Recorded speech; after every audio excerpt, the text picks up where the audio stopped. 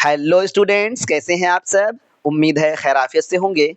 एक बार फिर से आपका यूट्यूब चैनल अल हक एकेडमी आप तमाम स्टूडेंट्स का खैर मकदम करता है, इस्तकबाल करता है। आज की इस वीडियो में हम मैट्रिक और इंटर पास्ड आउट बच्चों को मिलने वाली स्कॉलरशिप के बारे में बात करेंगे और जानेंगे कि क्या वाकई इस फॉर्म को भरने की जो डेट थी वो ख़त्म हो गई है, क्योंकि सोशल माध्यम से आपके पास बहुत सारी ऐसी जानकारियाँ परोसी जाती हैं, पहुँचाई जाती हैं, जो कि जेन्युइन नहीं होती हैं, सत्य पर आधारित नहीं होती हैं। तो चलिए, आज की इस वीडियो को शुरू करते हैं। अगर आप चैनल पे नए हैं तो चैनल को सब्सक्राइब करें। वीडियो अच्छी लगे तो वीडियो को लाइक करें, ज़्यादा से ज़्यादा शेयर करें और आपके ज़हन में अगर कोई सवाल पैदा हो वीडियो के दरमियान या वीडियो को पूरा देखने के बाद, तो बराए करम अपने उन सवालात को कमेंट सेक्शन में दर्ज कराएँ। हम और आप बखूबी जानते हैं कि बिहार में मैट्रिक और इंटर पास्ड आउट बच्चों को स्कॉलरशिप दी जाती है। अभी 2025 में भी मैट्रिक और इंटर का एग्ज़ाम हुआ। बहुत सारे बच्चों ने इस एग्ज़ाम को पास भी किया, जिसका रिज़ल्ट मार्च में आया था। अब बात करेंगे कि क्या वाक़ई में इस फॉर्म को भरने की डेट ख़त्म हो गई है, क्योंकि बहुत सारे स्टूडेंट्स ने मुझे कॉल करके पूछा, मुझे मैसेज के ज़रिए पूछा कि सर क्या फॉर्म भरने की डेट ख़त्म हो गई है या फिर क्या चालू हो चुका है फॉर्म भरना? देखिए, आवेदन शुरू होने की जो संभावित तिथि थी वो 15 अप्रैल 2025 से 10 मई 2025 के बीच ये एक टेंटेटिव डेट थी। और अभी मौजूदा प्रेज़ेंट यानी आज की बात करूँ तो अभी जो न्यू डेट आई है 20 मई, यानी अब 20 मई से आपका फॉर्म भरा जाएगा। ये टेंटेटिव है, ये आगे और भी बढ़ सकता है।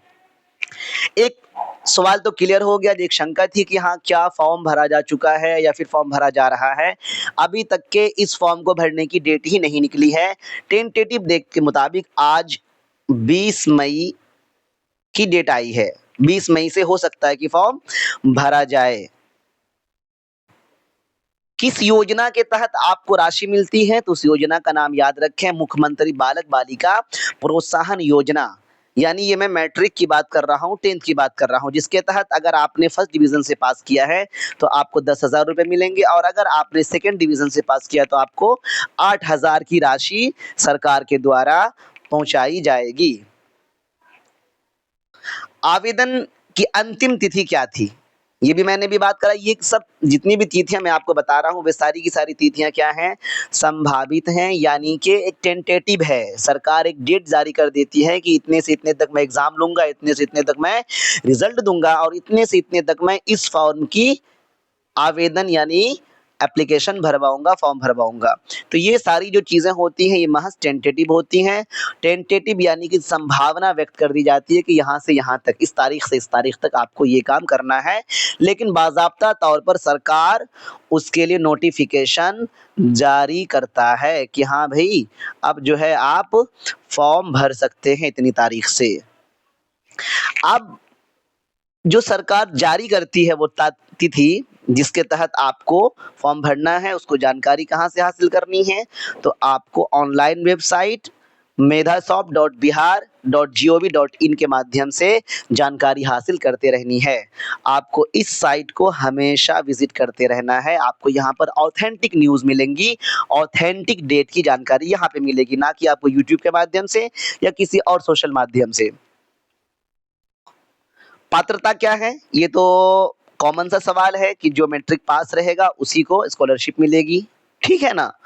मैट्रिक परीक्षा प्रथम या द्वितीय श्रेणी से मैंने भी आपको ऊपर बताया कि जिन्होंने फर्स्ट डिवीज़न से पास किया है उनको 10,000, जिन्होंने सेकंड डिवीज़न से पास किया है उनको 8,000।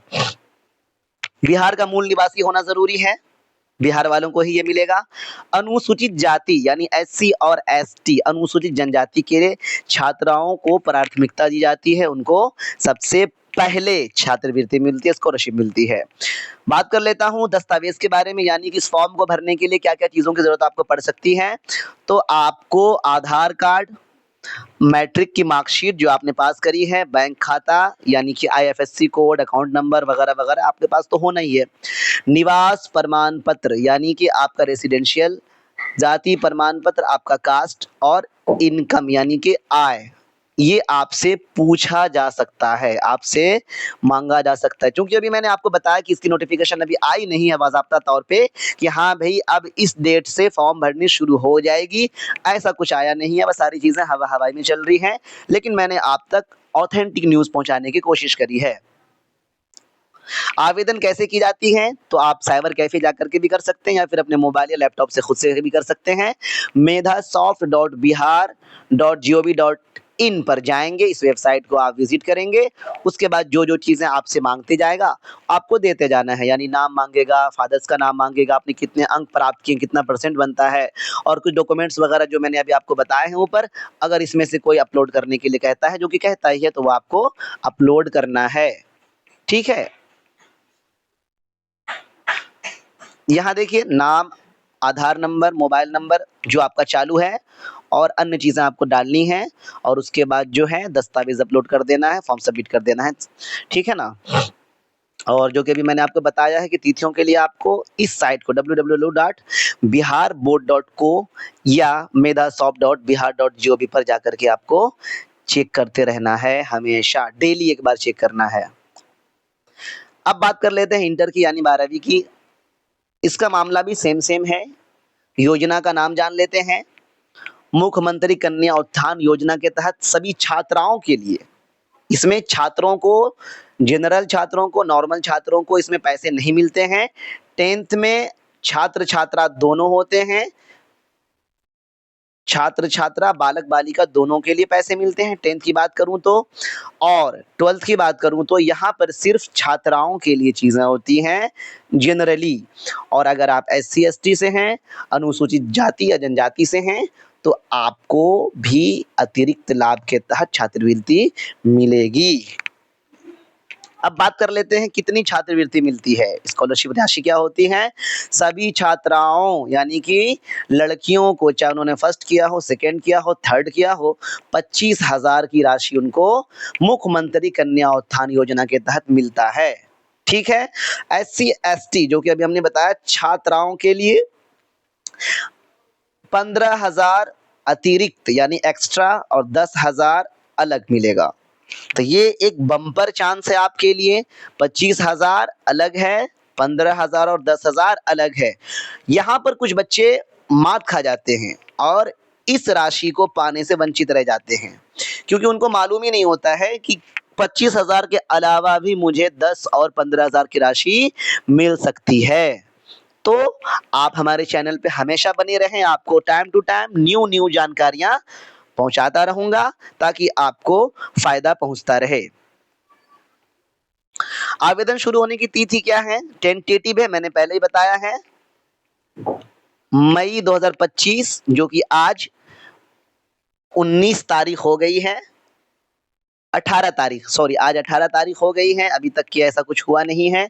आगे आने वाले दिनों में आपको medhasoft.bihar.gov.in के माध्यम से आवेदन प्रक्रिया को करने का मौका मिल सकता है।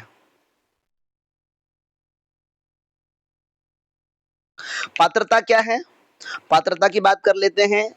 इंटर पास होना ही चाहिए, बिहार का मूल निवासी होना चाहिए, बैंक खाता आधार से लिंक होना चाहिए और एक्टिव होना चाहिए। यानी ऐसा नहीं कि बैंक खाता है जो बहुत पुराना है और वो बंद हो चुका है, ऐसा नहीं करना है, इन सब चीज़ों को आपको देख लेना है। दस्तावेज़ की बात करेंगे तो आधार कार्ड, इंटर मार्कशीट, बैंक खाता विवरण, सारी चीज़ें होनी चाहिए। निवास प्रमाण पत्र जो कि मैंने अभी बताया, रेसिडेंशियल, कास्ट, SC-ST के लिए जाति प्रमाण पत्र क्या होता है वो ज़रूरी हो जाता है, तभी आपको मालूम पड़ेगा कि भाई आप SC-ST के हैं, जनरल के हैं, OBC, EBC के हैं, ठीक है ना? सरकार जानना चाहती है। इसलिए अगर आप SC-ST के लिए हैं तो आपका जाति प्रमाण बना होना ज़रूरी है। अगर आपके पास नहीं है तो हमारी ये गुज़ारिश है कि आप जल्द से जल्द बना लें। आवेदन कैसे करें? तो आवेदन करने के लिए medhasoft.bihar.gov पर आपको विज़िट करना है। मुख्यमंत्री कन्या उत्थान योजना, मुख्यमंत्री मेधावृत्ति योजना चुनेंगे, उसमें ऑप्शंस आता है। उसके बाद नाम, आधार कार्ड, मार्कशीट विवरण, फ़ोटोज़ भी आपको रेडी रखने हैं आपको। फ़ोटोज़ भी माँग सकते हैं और दस्तावेज़ को, सारी चीज़ों को जमा करने के बाद जैसे कि रेसिडेंशियल है, जैसे कि आपका कास्ट सर्टिफ़िकेट है, इनकम सर्टिफ़िकेट है, इन सब चीज़ों को जहाँ-जहाँ पर माँगेगा वहाँ पर जमा करना है और फॉर्म को भर कर के सबमिट कर देना है, चीज़ें ख़त्म हो जाएँगी।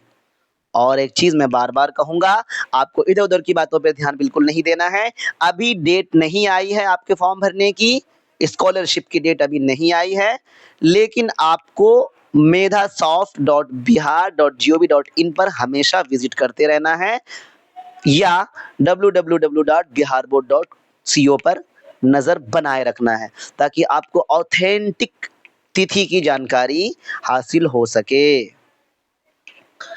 अब महत्वपूर्ण सलाह की तरफ मैं बात कर लेता हूँ, जो कि मैंने आपके लिए आखिरी में तैयार किया है।